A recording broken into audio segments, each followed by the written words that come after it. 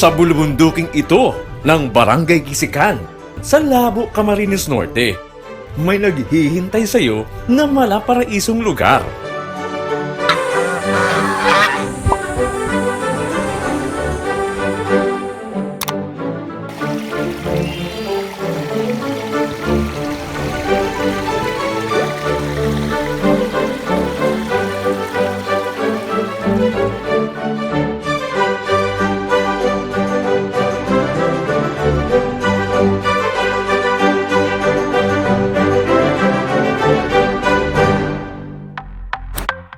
Back to basic ika nga, kung saan tukaro lang ang ilaw sa gabi at tanging huni ng mga ibon ang inyong maririnig.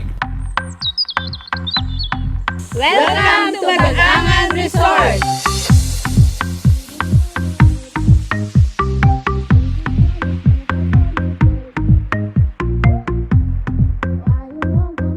Legit mga bes, dahil linang na linang nga ito. Ito ang Bagangan Farm and Resort.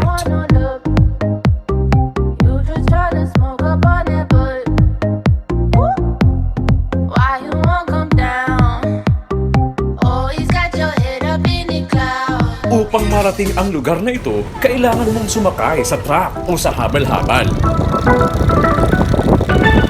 May kalayuan ng konti. Ngunit sulit naman ang pagod dahil bubungad sa iyo ang ganda ng mga tanawin dito.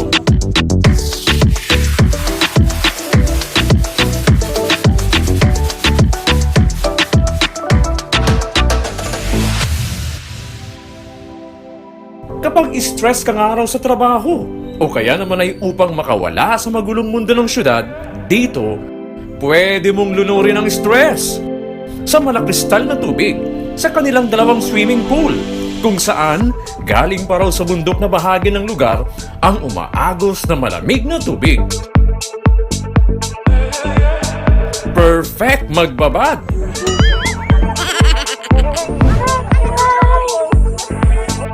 Kasama ng aming team, ang grupo ng mga kababaihan na sina Maya, Dayan, Nancy, Kalay at Wing upang saglit daw maglibang pagkatapos ang kanilang mga trabaho.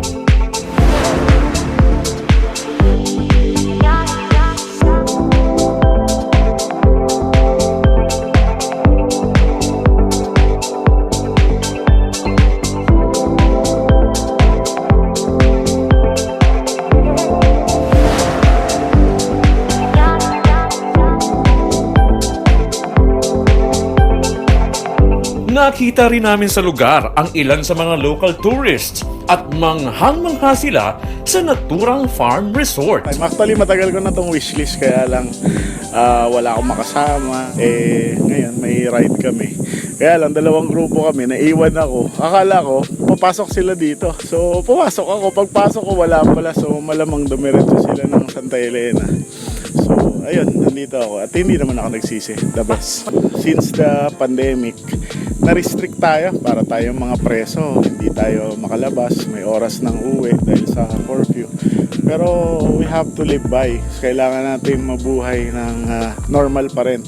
So kung hindi tayo makarating sa malalayong lugar, number one pa rin yung sariling atin. So within the province pa lang, solve na solve. Yes. So far, ito lang talaga ang pinakasikat dito.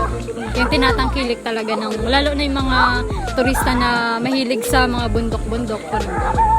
So kung gusto nyo po ng magandang lugar para magpahinga, so ito po yung pinakamagandang place, yung Bagangan Resort. Arot na! Kala ko madali lang yung daan, pero nung simula na nung pagpasok namin, hindi pala ganun kadali. Pero pagdating mo dito, makikita mo talaga yung mga tanawin na sobrang ganda. Napaka-nature ng dating. Kaya very relaxing siya. Fresh yung hangin, tapos parang ang sarap maligo kasi napaka-ano nung tubig. Yung sa siya, galing siya sa bundok.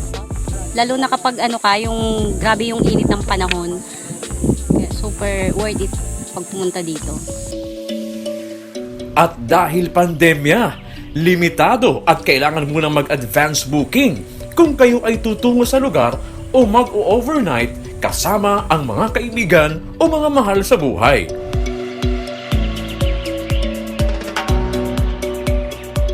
Bakit nga ba tinawag na Bag-angan ang lugar na ito?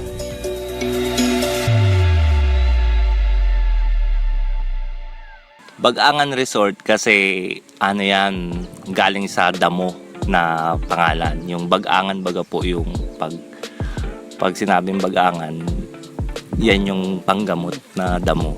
Ay marami nun dito dati. So itong lugar, buong lugar na ito, naging Bag-angan na ang pangalan nila. So pinangalan ko na lang sa lugar, hindi na sa apelyido kasi masyadong sisikat yung baser.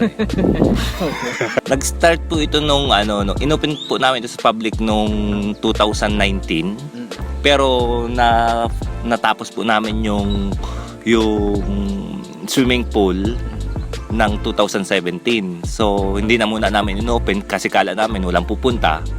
At nasa kabundukan nga ito. So talagang nung dumami na yung mga nakaalam, yun, inopen na namin sa public.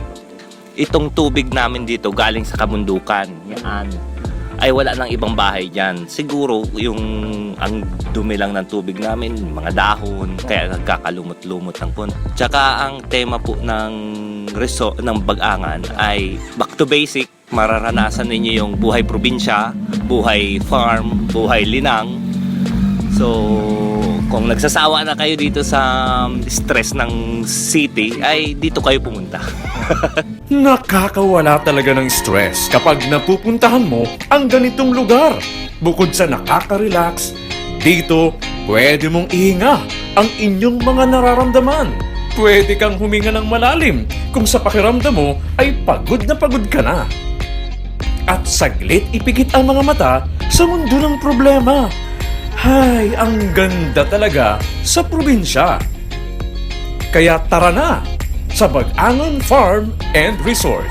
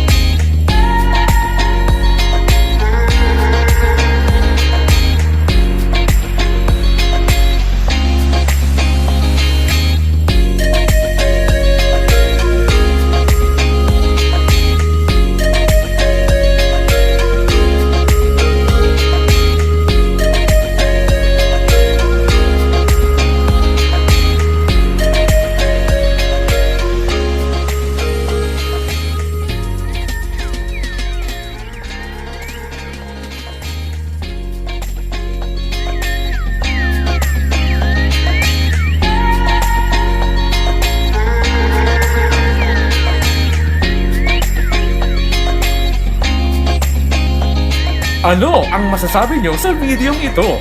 Magkomento na at huwag kalimutang mag-subscribe upang mas maging masaya ang summer mo!